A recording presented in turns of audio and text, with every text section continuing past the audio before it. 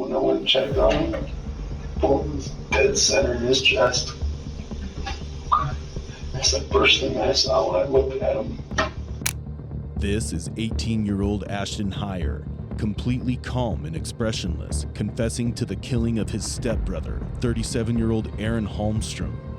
But his calm facade masked the desperation of a man trying to twist his heinous crime into self-defense. You walk and all this, he's just walking at me again, and still got that bat in his hand. And as soon as he got close to the front of the truck, pulled the trigger.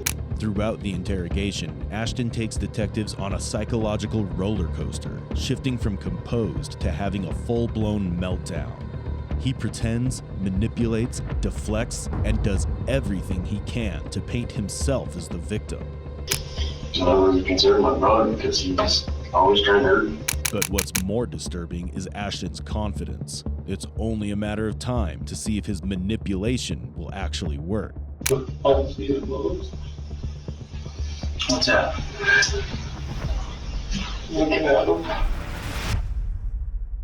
On September 1st, 2023, in the town of Siren, Burnett County, Wisconsin, police were left stunned by a 911 call from Ashton Heier confessing to a chilling crime. Burnett County 911, where is your emergency?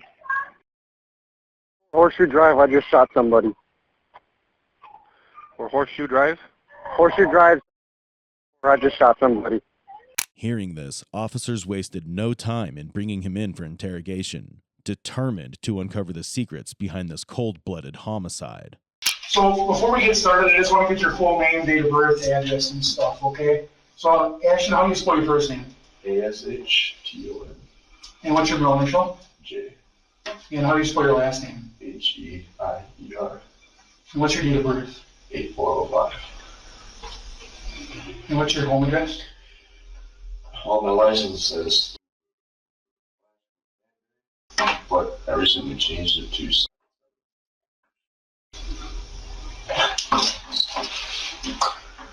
Graduated high school by chance? I think I did, yeah. Okay, so you understand the English language, right? Yeah. Okay. But before I do, I gotta read you your rights, okay? If you got any questions on anything that I read to you, ask. I'll reread it, I'll explain it the best I can, so that you hopefully clarifies your question, okay? From the moment detectives brought him in, something felt off. Right from the start, Ashton lays it on thick that he's emotionally distraught, even as to welling up while being asked simple background information. But this is just the opening act. What follows is a calculated performance built on lies, manipulation, and misdirection. A couple questions about him. Sure. What happened to him? To Aaron? Aaron passed away.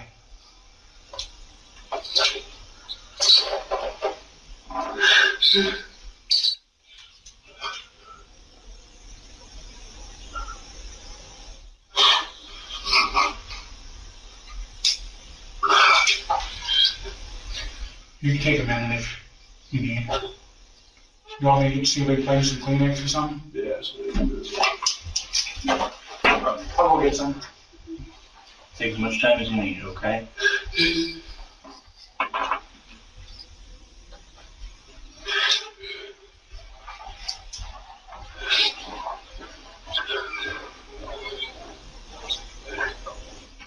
It starts to hurt. What's that? It's a bad type of hurt. Can't cry.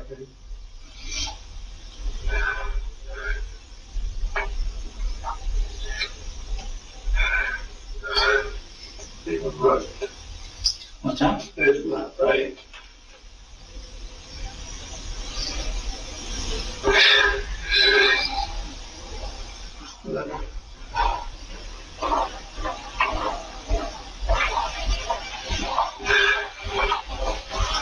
Grab some toilet paper.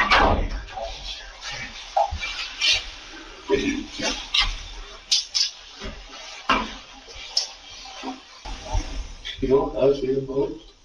What's that? I was feeling most. What's that? Looking at him. Okay.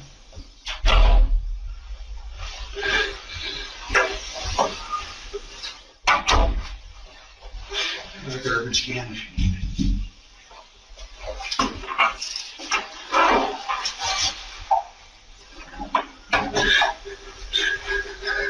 Ashton's demeanor shifts the moment he hears that Aaron is dead. It was important for the detectives to check whether it was one of his calculated tricks or the weight of guilt crashing down. It didn't take much time for the detectives to understand that this is all a part of his plan. In order to gain as much sympathy as possible from the detective, in the hope that his cold-blooded murder would be considered as a simple case of self-defense. But the detectives are seasoned and unshakable, determined to get to the truth despite his constant attempts to manipulate them. Thus, they decided on the perfect moment to press harder and get to the truth. Well, we'd like to talk to you as long as you're willing about what happened yesterday, okay, or today. If you could you run through the day for us? We're just trying to figure out what happened, Ashton. We just kind of want a whole picture so we can all understand what happened and why it happened. For what, please? I actually did it. So,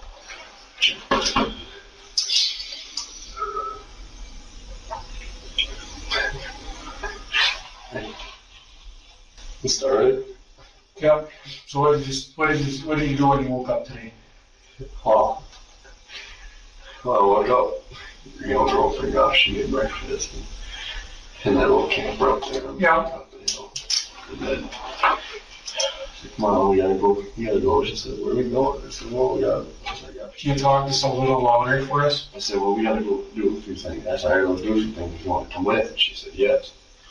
So, Ricky is, I think he's on the fire chief board for Danbury Fire Department. Okay. It's like one of a family member of his. I go over to her house and we do little things here and there for her. Do you know their last names? I know. Okay. So when I was there, and we're having fun, whatever, she's like, why did I go do laundry? It's okay. So the lady left, went to go do laundry. We finished up ripping up tiles on the floor. We swept up, cleaned up, left, and then I went back to the house, and coming back from there, we stopped here at the government center, Okay. actually, and there was an officer saying that he had papers for me at my mom's house. So I stopped here to get the papers. Okay. They couldn't give me like a certain, they just said that we don't really know, but we can send an officer over, so I just gave him my address. Yeah. We left here, and then I went over to the roundabout bar. I was like, well, you want to go get Yeah. He's like, yes. And I said, all right. And we went there.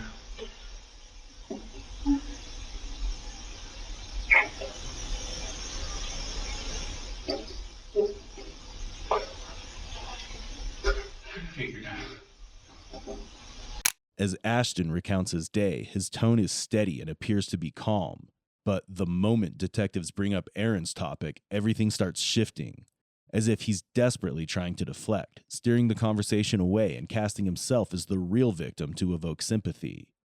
Eventually, what started as a simple round of questioning slowly turns into a twisted nightmare that no one was prepared for as more details of the crime slowly surface.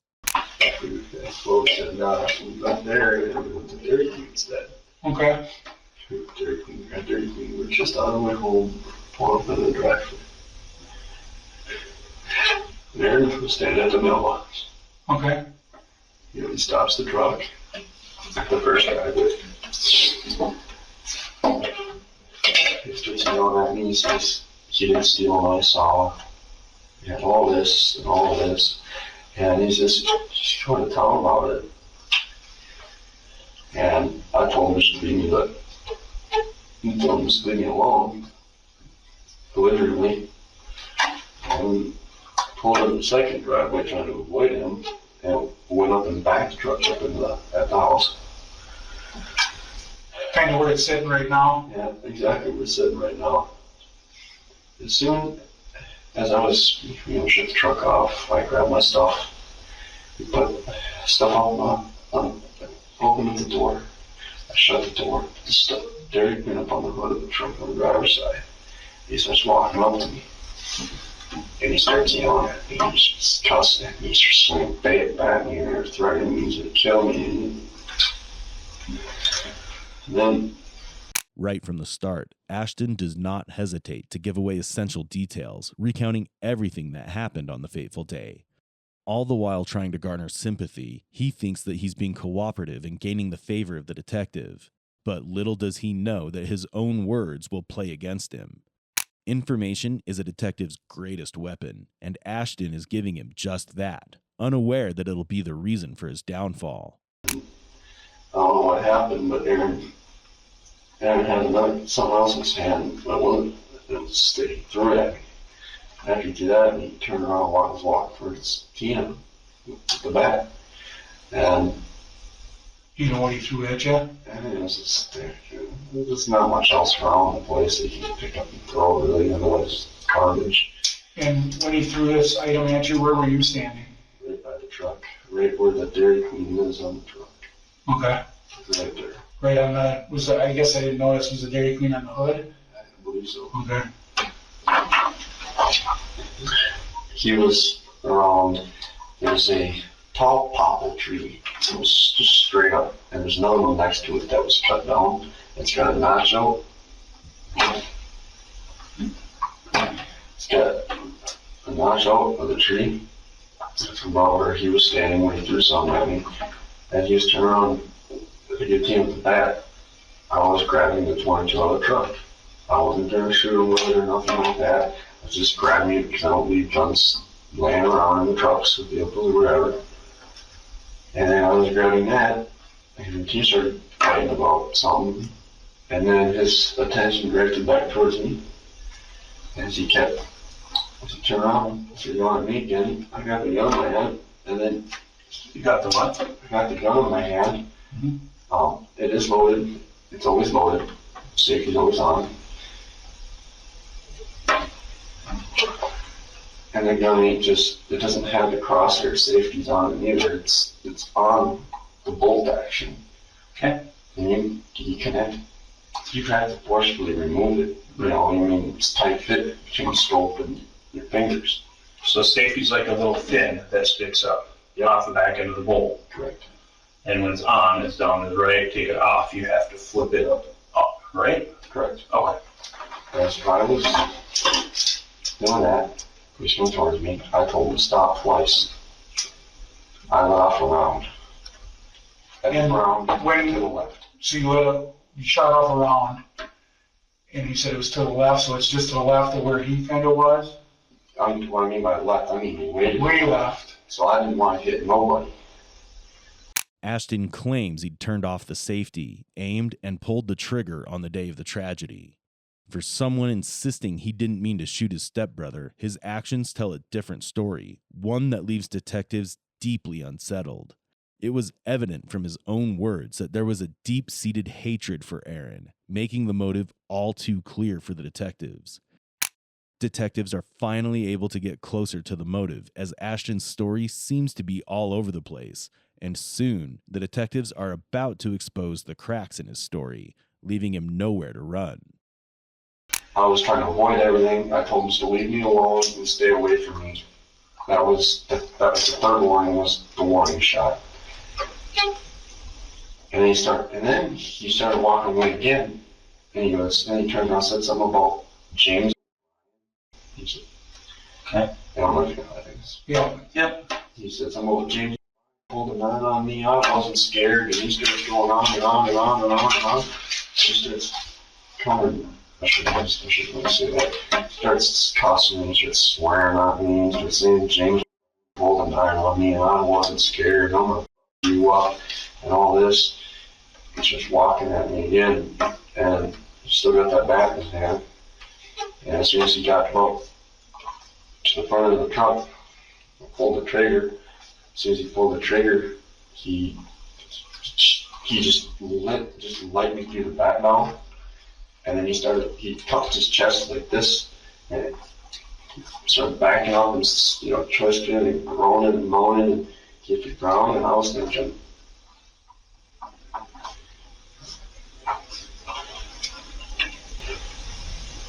I I go run back into the truck to find my phone.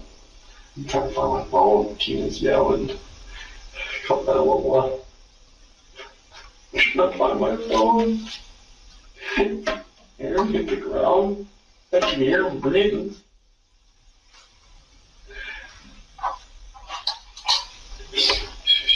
He gets. Tina's shaking him. I'm telling Tina to leave him alone. He'll be fine. I'm trying. They can leave the okay.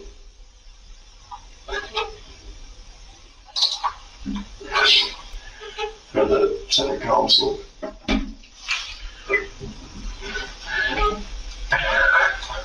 told that woman as fast as I could.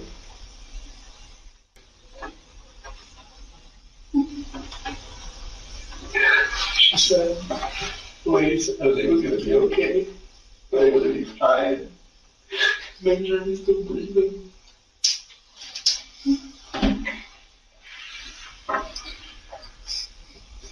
It's one thing shooting somebody.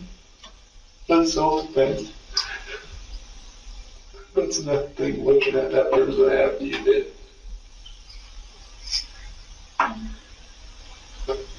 Suspects often claim they had no choice or were forced into pulling the trigger, but in Ashton's case, his own words give him away. His repeated claims of being beaten and tortured by Aaron reveal a motive rooted in vengeance. Still, detectives are waiting for something more concrete to confirm their suspicions. So you said that he threw something at you, but you're not quite sure what it was. Oh, Did it hit the truck or did it hit you? right over my head. Right past. Went somewhere, I don't know. And he said he still had the bat. You still have the pack. And he's saying things, he's talking about the jury pulling a 9 on him. He's gonna. If I said something, he said just like this. James pulled a 9 on me, and I didn't cower down, I didn't flinch, nothing, but it's something like that, and they start saying he's gonna kill me, he's gonna bash my brain, and just kept going on and on about it. And the closer he got, the more I thought he was serious. And he still had the bat in his hand. He still had the bat in his hand. As he's walking towards you, what's he doing with the bat? Is he doing anything with it? He had it up over his shoulder like he was gonna come at me and hit me with it. And he wasn't walking slow. And I actually thought he was gonna come to hit me with it. Puke. And as he's coming towards you, you said you went and got the gun. Where were you standing once you grabbed the gun? The door was, so when I left the truck and I put the stuff on the hood, I shut the door. Okay. After he threw the stick at me and he was walking away, I was grabbing the other stuff because Aaron's already had issues with him with that gun. There's already a file with police report about it, so I kind of take it wherever. It isn't mine. It's some stepdad's. It's one of the properties. The gun case and the bullets were found in the house. The gun was underneath the camper. Okay. So once you grab the gun, where do you go? I never left the side of the truck. Okay. So are you like behind the driver's door? Behind the driver's door. But it wasn't open.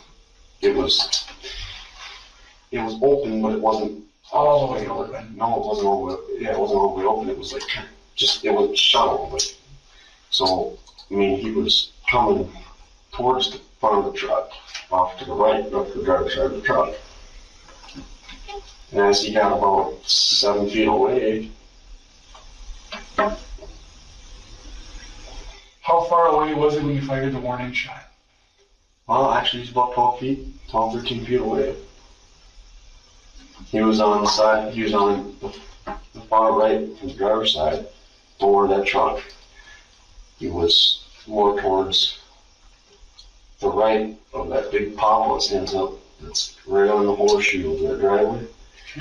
And I fired the warning shot on this side of that tree in the driveway. Because I don't want to hit anybody. Even without much pressure, Ashton volunteers every detail of what happened and his role in it. This is a classic trait of a person who's guilty. They over-explain in hopes of appearing cooperative and innocent. The detective quietly picks up on this, letting Ashton talk himself deeper, creating the perfect opportunity to catch him in a lie. And after you fired that warning shot, what did he do? It's just started becoming every more, saying something about old James. He's 9 and I ain't gonna let it down, I'll kill you. And how far away do you think he was when you fired the shot? 7, 8 feet. How close to the front of the truck do you think he was? About 6.5, 7 feet. Did he drop the bat immediately? He kind of tossed it. Tossed it down forward or backwards? Well, see, that's the thing. See where I'm at and the way back at the ground. It's kind of funny. I think it hit the truck and then bounced off the truck and went back that way. Okay. Do you think he threw the bat at the truck? I think he was trying to hit me with the bat. And it hit the truck instead and it bounced off the truck and went back that way. Okay. So did he throw the bat after you shot or just before you shot? Just right after I shot. Right after you shot. Okay. I mean, like I say, I couldn't even see through the scope. I mean, it's dark. I couldn't see through the scope. I'm just trying to eyeball it, trying to hit him. I wasn't even trying to aim at him. I wasn't even aiming at him. I just kind of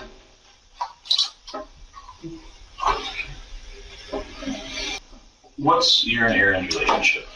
So you brothers, you stepbrothers, or you brothers? Stepbrothers? How long have you two had a relationship that you've like known each other truly? He's always been in and out of prison and he's always gone and he's always doing this and he's always doing that. We never really had a relationship. Okay. I mean, it was an equal understanding, I guess. Okay. How long have you guys, would you say, have been stepbrothers? I never really considered my brother because he was always trying to hurt me. Has he ever hurt you before? Yeah. What has he done to you before? He just hit me. He just threw me down the stairs. He intimidated me. He grabbed me by the throat. When did this stuff happen? A while ago. When you say a while, are we talking like 5 years? A couple of years ago. A couple of years ago? I mean, I spent 2022, April 2022 to April 2023 in the facility. And then it was before that. Ashton and Aaron were stepbrothers, but there was only constant tension and underlying fear. It was clear that they never shared a real bond and often had conflict related to the properties of their father.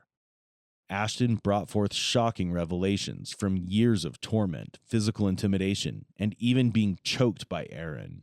This wasn't just another sibling rivalry, but a history of abuse and unresolved anger. And the question remains the same. Was this a genuine story of abuse, or was Ashton crafting a narrative to justify his actions? Detectives press further, and it's only a matter of time before it all falls apart.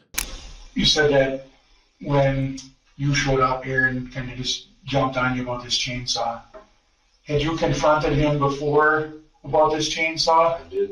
When was that? Right before we went to, it's Ricky's sibling, or Ricky's family. Okay.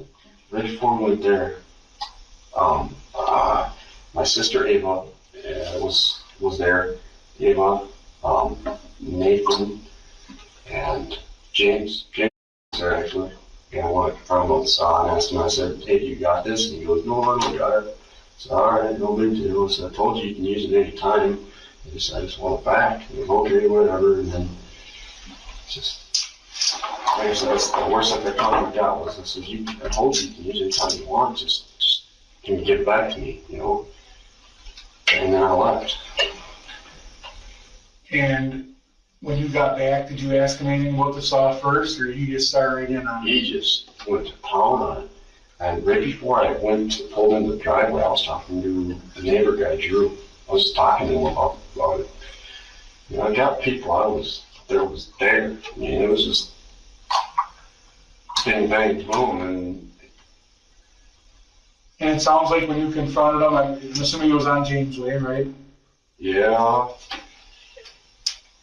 Were you guys like yelling then, or was, because just by the way you made it sound like it was normal It was a conversation? normal conversation. There was nothing out of the blue about it. He didn't seem mad about it. You didn't give him, did you give him any inclination that you were mad about it? I just said, man, I said, look. And then he had another chainsaw, we were talking about that.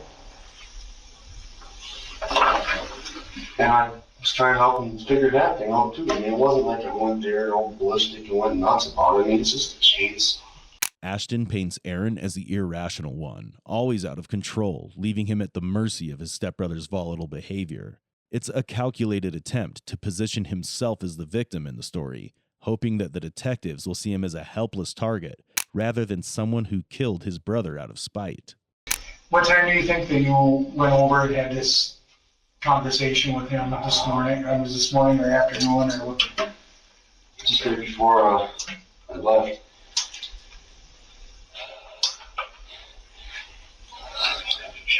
Is this normal? Probably. It's terrible. Yeah, the truck pretty much the entire time. Okay. Did she ever tell you to put the gun down or put the gun away? Nobody did. I heard Tina yelling at Aaron, and Aaron yelling back at Tina. What was Tina yelling at Aaron, do you know? I don't know, they're always fighting. Okay. Do you know what Aaron came out to the house for? I know. Because he's not living there, correct? Correct. He shows up, he raids Dad's fridge, he put a hatchet in Dad's refrigerator, he's knocked out windows, it's just violent. I tried telling the law about a lot of it, but most of the time Dad doesn't want it to happen. Dad doesn't want the law to show up. You know, I don't understand it. So then, when certain things came up, of course I called you guys.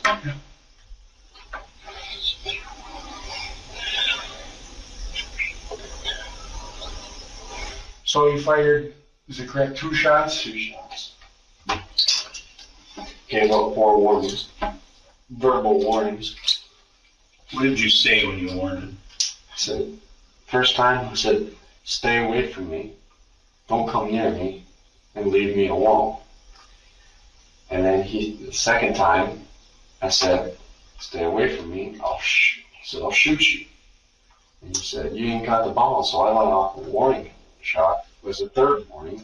I said, told you to stay away from me. And then he turned around and went right back to me. And then they bickered back and forth, maybe 30 seconds. And as I'm getting my stuff ready to go back up in the house, he starts coming at me again.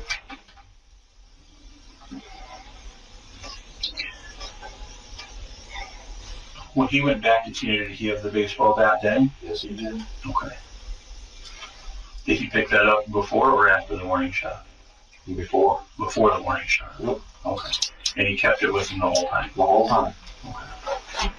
Okay. Do you know where he got the baseball bat from? Somehow. According to Ashton, Tina, who was inside Aaron's home that day, tried to stop the violence before it spiraled. But detectives didn't take that at face value. As the only other adult present, her role quickly came under scrutiny. Tina said she feared for everyone's safety, yet made no call for help, no real move to defuse the situation. That raised flags. Was she truly caught in the middle, or had she quietly taken a side? Her story aligned Ashton's story a little too closely, and instead of bringing clarity, it only deepened the doubt. I mean, there's plenty of golf clubs and bats. I mean, I thought it was an axe at first. I mean, Aaron's got this fanatic with weapons. I mean, he's got knives. He has knives, you know, foot long, you know, between 6 inches to a foot long. I mean, that guy had like 6 axes. He's always got some type of weapon on him. It's just scary.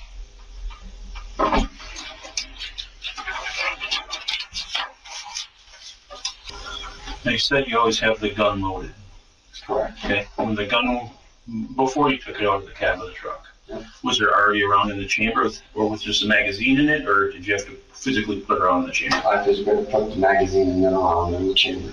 Okay. So when you got to the house, there was no magazine in the gun. There was no magazine or rounds in the gun. Okay. Where was the magazine at in the truck? We had the center console. Okay. And there were 22 shells on the dash. Okay. Did you have to put the shells into the magazine? No, I did not. I keep shells and magazine in the truck along with the 22. Okay. I never keep both hand in hand. This is not right. Okay. So you took the magazine out of the center console. Yep. And put it into the gun. Put it in the gun. At what point did you do that? Same time as I grabbed the gun. Where was he at then? He was about 10 feet in front of the truck. Okay. And at what point did you put a round into the chamber? As soon as I let him. Oh.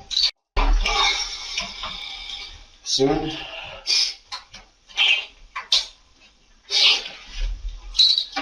You're fine.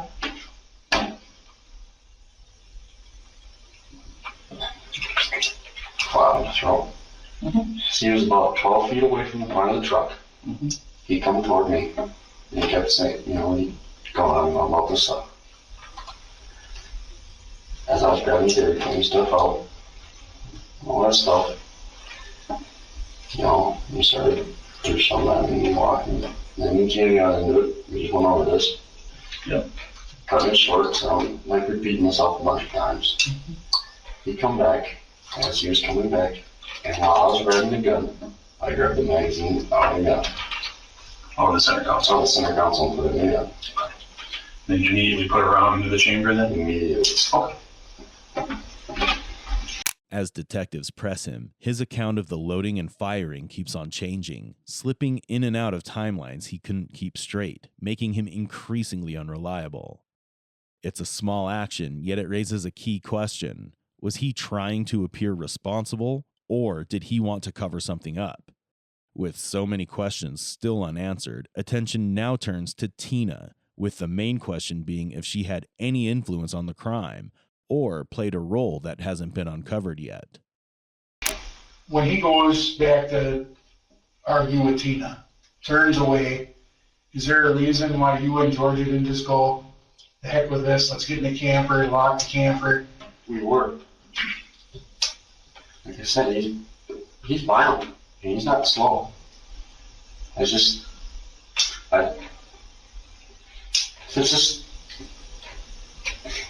anytime you give him a moment, keep cutting hurts. Well, even lying before you grab that gun.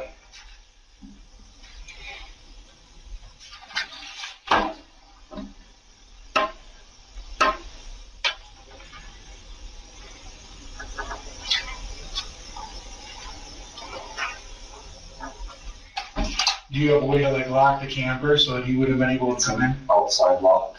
It's only designed to keep it locked when we leave. Okay. When we go in.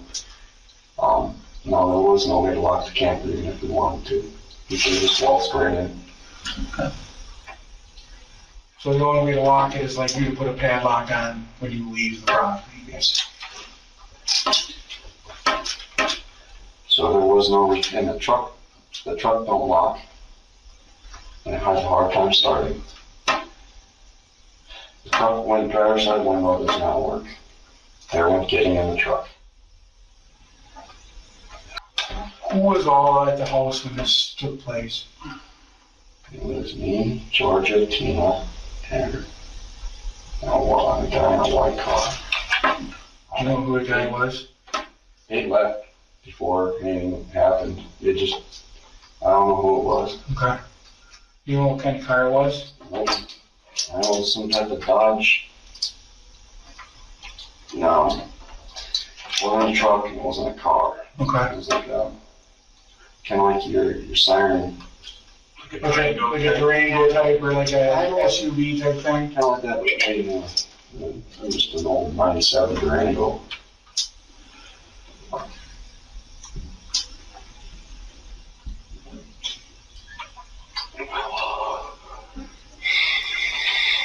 Up to this point, Ashton has done everything he can to make his story believable. He speaks of past violence, repeated threats, and how he had no choice but to protect himself. With Ashton's statements on record, detectives are now ready to flush out any inconsistencies. Armed with evidence, they prepare for a confrontation that will leave no detail unchecked, determined to expose the truth lurking behind his shifting story. Is there anything else you could think of that we should know? I don't know if it matters. I don't know what happened. I called dispatch. I tried getting someone there that was positive. Cam's was over there. She was, just crying over and stuff. And went to dispatch, told me that I checked on her, see if she was breathing. And I tried to tell her, no, I can't do it. Started to move here. I don't know, as soon as I couldn't look. I was facing the other way, it's my on the phone, and she couldn't look. Okay.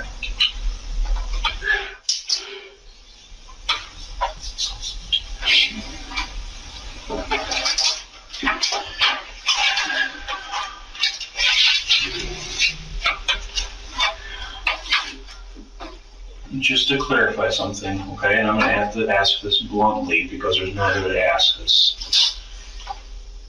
Why did you pull the trigger? What were you thinking? I mean, I'm not saying you did anything wrong, but what was going through your mind? Were you afraid something was going to happen to you? The threats that he was making, and the verbal aggression, and the verbal and physical aggression coming from him, there's no doubt in my mind, he'll me out. Okay. I mean, he's done it before, and I don't see him not doing it again. Okay. Is it safe to say you're afraid of Aaron and what he may do to you? Once I was afraid, but at the same time, I wasn't exactly not. I was in that medium where it was, I know what he can do to me.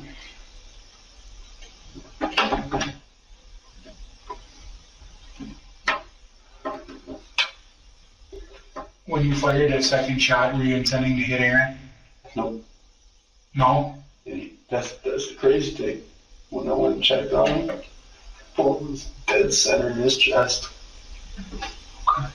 That's the first thing I saw when I looked at him.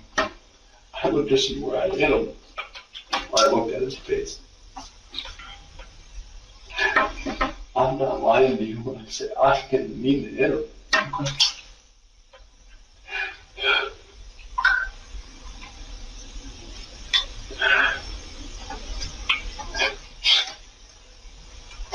Because Dina was off towards the front porch of the house. He was there.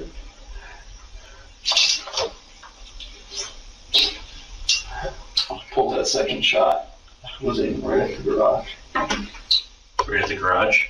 I was pointing towards the garage. Okay. Like I said, I couldn't see nothing through the scope. I was just pointing. It wasn't even Kind of pointing in his direction? in a direction. I mean, it's pointing in his direction. That is correct. But I wasn't trying to point At him. Okay. Ashton's shifting words from, I won't be able to look at him, to, I looked directly at his face, hint at a deeper pattern, which is also known as emotional detachment, followed by sudden confrontation. It's a familiar dynamic in cases like this, and a subtle sign that something far more disturbing is about to surface. You had said Christina at one point there. Are you still talking about Tina? Yes. Okay. I just wanted to make sure that there wasn't somebody else. That's interesting. I think you did. Yeah, I think so. Maybe I heard wrong. I thought you said Christina at one point. Okay. Tina was up towards the deck. Towards the deck on Mark's place? Yep. Okay. How do you take it? Does he know?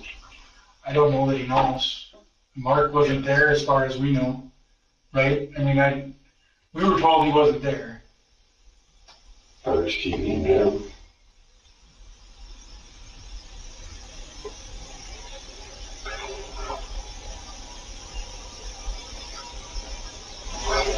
might have a second one. You think he would do something to you? Don't think so. I mean, he's been like that for many years.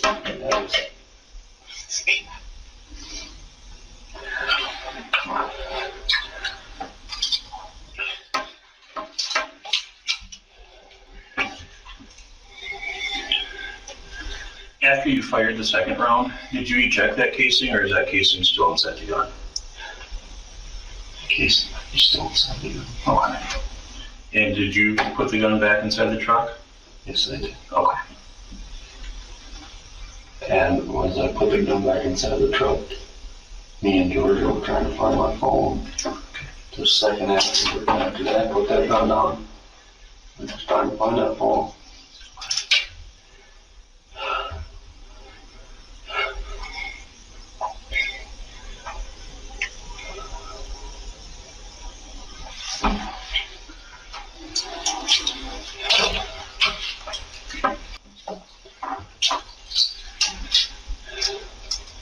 Should have a few dollars.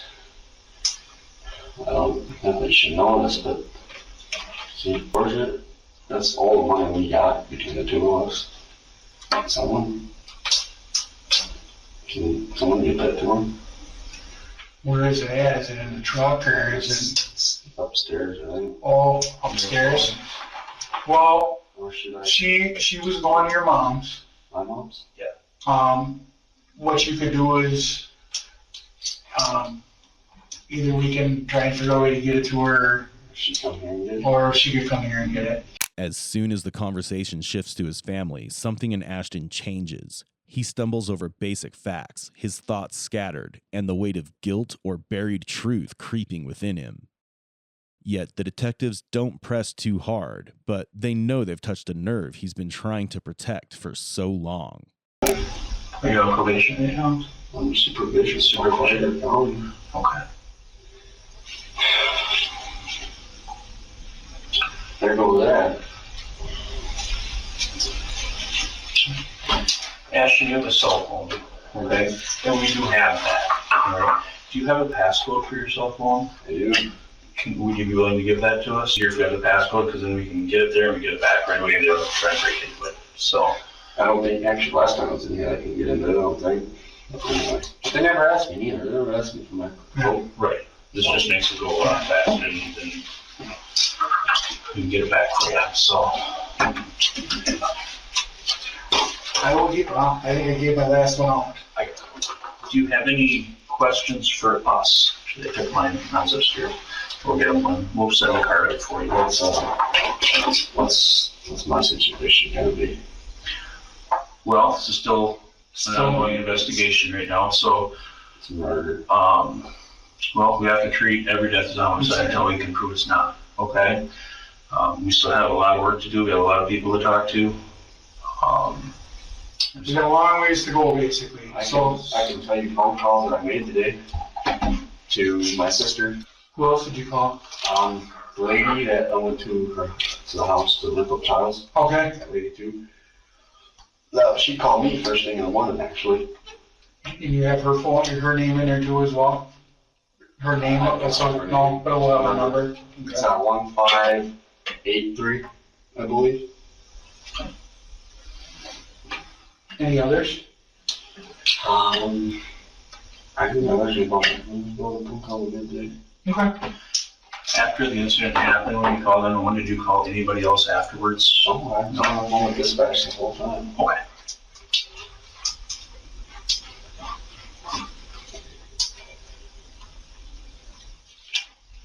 Okay. Hey, we appreciate you sitting Yeah, down here. thank you for talking to us. I ain't trying to went behind. If we, is it all right if we have any other questions, we get a hold of you and come back and talk again? No problem. Okay, Okay. sounds good. I just.